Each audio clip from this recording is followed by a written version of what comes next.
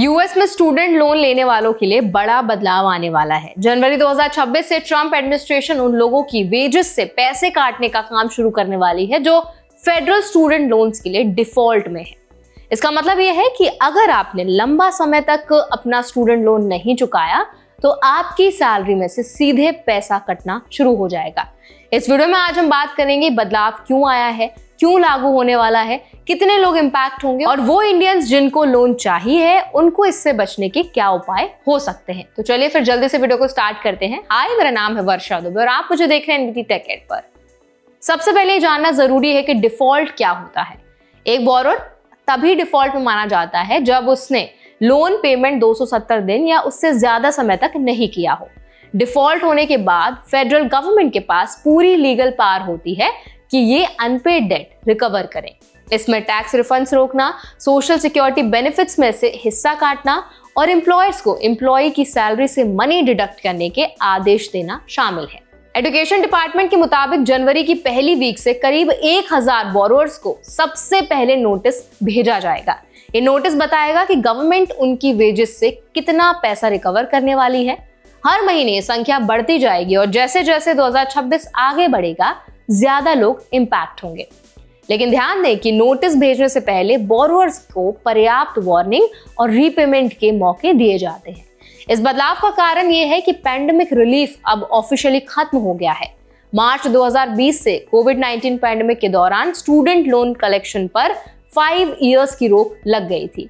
इस दौरान बोरोअर्स को पेमेंट्स रोकने का ऑप्शन था बिना पेनल्टीज के, लेकिन मई 2025 में ट्रंप एडमिनिस्ट्रेशन ने इस रिलीफ को ऑफिशियली खत्म कर दिया। इसके बाद फोर्स्ड कलेक्शंस फिर से शुरू हो गई। इसका मतलब है कि अब गवर्नमेंट टैक्स रिफंड्स रोक सकती है और अनपेड डेट रिकवर करने के लिए एम्प्लॉय की सैलरी में से पैसा डिडक्ट भी कर सकती है। संख्या भी काफी अलार्मिंग है। नए आंकड़ों के अनुसार लगभग 5.5 मिलियन बोरोअर्स पहले ही डिफॉल्ट में हैं।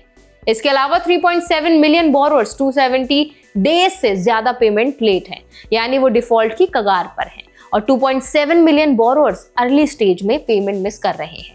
कुल मिलाकर लगभग 12 मिलियन लोग या तो अपने लोन में पीछे हैं या फुल डिफॉल्ट में हैं।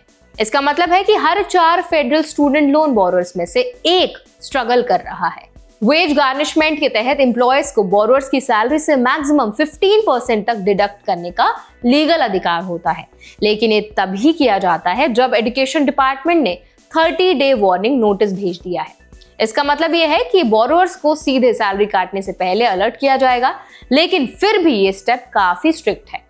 इंडियन स्टूडेंट्स और वर्कर्स के लिए इंपॉर्टेंट है, काफी ज्यादा ध्यान देने वाली बात है। यूएस में पढ़ाई या काम करने वाले इंडियन कम्युनिटी के लिए स्टूडेंट लोन्स का बड़ा हिस्सा होते हैं। अगर रीपेमेंट में डिले हुआ या डिफॉल्ट हो गया तो सैलरी में ऑटोमेटिक डिडक्शंस उनके फाइनेंशियल प्लानिंग को इम्पैक्ट कर सकते हैं।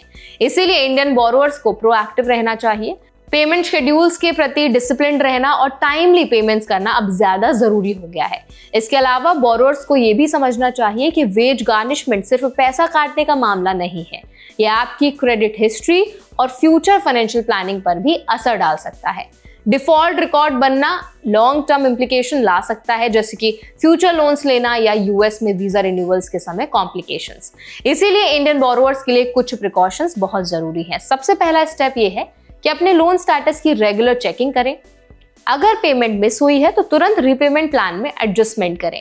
एजुकेशन डिपार्टमेंट के ऑफिशियल नोटिसेस और ईमेल्स पर हमेशा ध्यान दें। अगर पॉसिबल हो तो प्रोफेशनल फाइनेंशियल एडवाइजर या लोन काउंसलर से सलाह लेना फायदेमंद हो सकता है। तो कुल मिलाकर 2026 से स्टूडेंट लोन वेज गार्निशमेंट एक वास्तविकता बन चुकी है। पैंडेमिक रिलीफ के खत्म होने के बाद ट्रंप एडमिनिस्ट्रेशन ने यह कदम डिफॉल्टेड बोरोअर से अनपेड डेट रिकवर करने के लिए उठाया है। इंडियन बोरोअर्स को चाहिए कि वो अपने फाइनेंशियल डिसिप्लिन को मजबूत करें, डेडलाइंस पर ध्यान दें और प्रोएक्टिव प्लानिंग करें ताकि सैलरी डिडक्शन से बचा जा सके। अवेयरनेस और प्रिपरेशन ही इस स्थिति में सबसे बड़ी सुरक्षा है। तो अब इस पूरे मुद्दे पर आप क्या राय रखते हैं, आपका क्या ओपिनियन है, हमें कमेंट्स के जरिए जरूर बताएं। और ऐसे और भी अपडेट्स के लिए, वीडियोस के लिए, इन्फॉर्मेशन के लिए हमारे चैनल एनबीटी टेक एड को भी जरूर सब्सक्राइब करें।